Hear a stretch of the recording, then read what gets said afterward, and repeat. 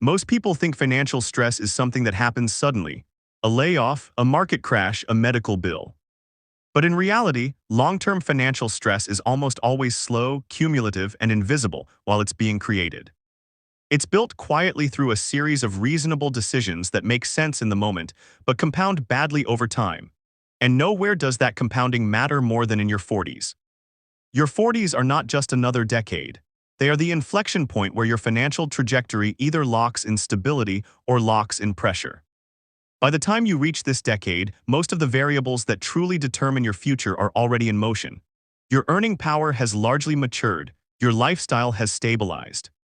Your obligations are clearer, and the math of time has become far less forgiving. This is the decade where the gap between comfortable and stressed forever stops being theoretical and starts becoming arithmetic. Here's the uncomfortable truth most people don't want to hear. If you enter your 40s without sufficient financial margin, the problem is rarely income. It's structure.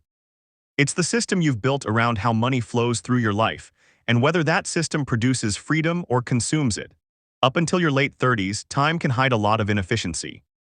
You can undersave, overspend, drift professionally, and still feel fine because future earning years act like a cushion. But once you hit your 40s, time stops acting like a buffer and starts acting like a multiplier. Every decision now compounds faster, both the good and the bad. Consider a simple numerical example.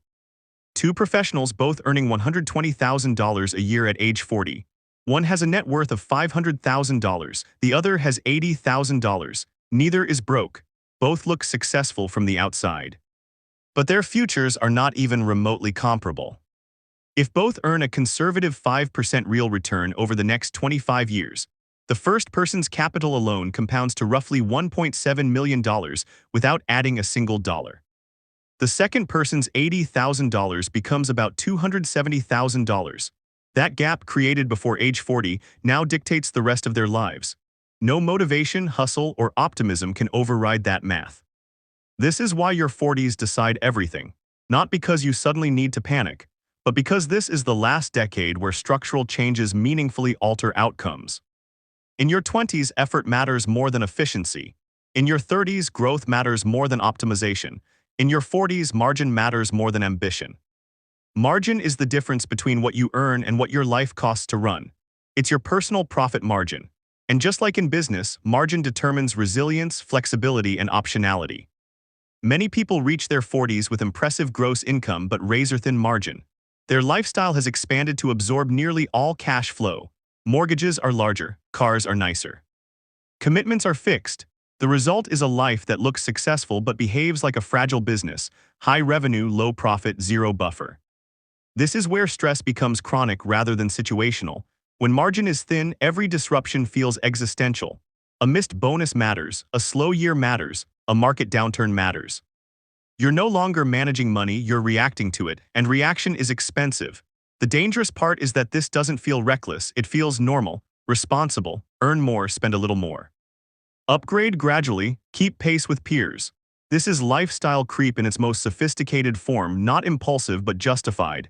But the math doesn't care about justification. If you earn $150,000 and spend $135,000, you have a 10% margin. That means only 10 cents of every dollar is being converted into future freedom. In business terms, that's a weak model. One downturn wipes out progress. One surprise reverses years of effort. Compare that to someone earning $120,000 and spending $75,000. That's a 37.5% margin. They are converting over a third of their labor into autonomy.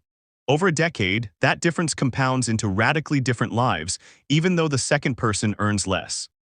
Your 40s force you to confront this because expenses harden while time softens. You have fewer years left to smooth mistakes. Compounding still works, but it demands capital, consistency, and restraint. Another uncomfortable reality of your 40s is that career risk changes shape. Early in your career, risk is about volatility: job changes, skill building, exploration. In your 40s, risk becomes asymmetrical. Downside hurts more than upside helps. A 20-year-old can recover from a bad year. A 45-year-old with dependents, fixed costs, and limited time cannot easily do the same. That doesn't mean you stop taking risks. It means risk must be intentional and compensated. This is where many people get trapped. They keep living as if upside is unlimited and time is abundant, when in reality both are narrowing. They chase higher income without addressing the underlying structure that converts income into freedom. So even when earnings increase, stress stays the same. That's the telltale sign of a broken system: more effort, same anxiety. Real financial comfort is not about absolute wealth, it's about control, control over time, control over decisions. Control over how much of your life you sell for money. In your 40s, the central question becomes, how efficiently am I converting my remaining working years into lasting optionality? Optionality is the ability to say no. No to bad work, no to toxic environments, no to panic decisions, and optionality is bought, not wished for. It's purchased through surplus capital, low fixed costs, and diversified income streams. This is also why your investment behavior in your 40s matters more psychologically than technically. You're no longer investing for excitement, you're investing for trajectory control. The goal is not maximum returns. It's reliable compounding that supports your lifestyle without requiring heroic assumptions. A portfolio that earns 6% with low stress is often superior to one that might earn 10% but demands constant attention, risk tolerance, and emotional energy. Time becomes a scarce asset in your 40s. You have less appetite for volatility, not just financially but mentally.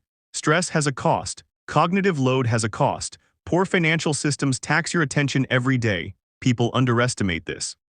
They focus on net worth numbers without accounting for the psychological drag of their structure. A life that looks wealthy but feels tight is not a success. It's a warning. There's also a subtle identity shift that happens in this decade.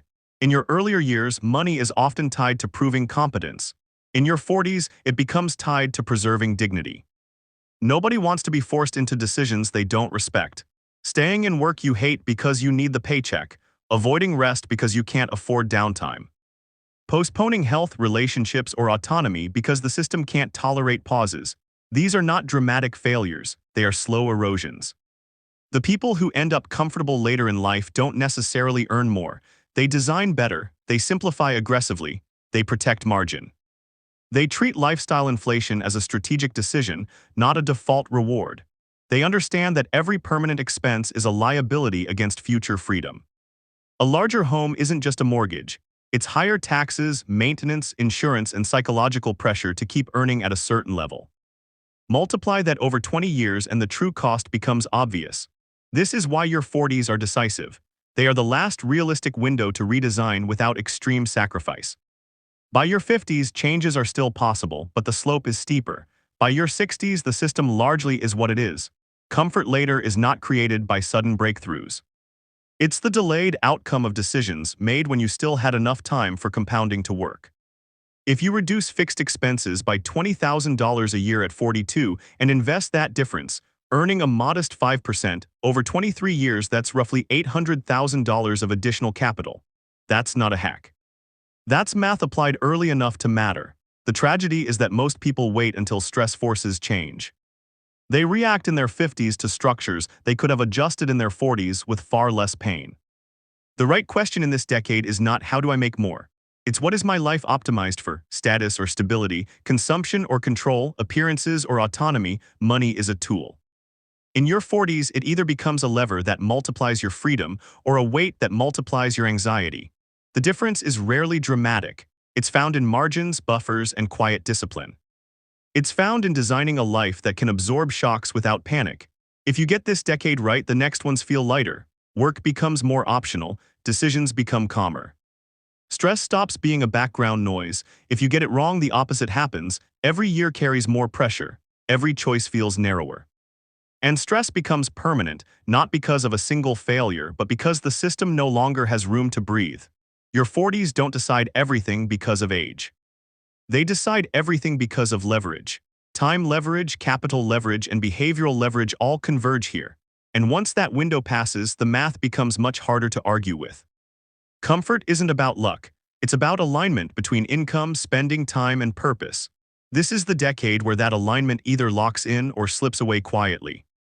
Most people won't notice which path they're on until it's already chosen for them.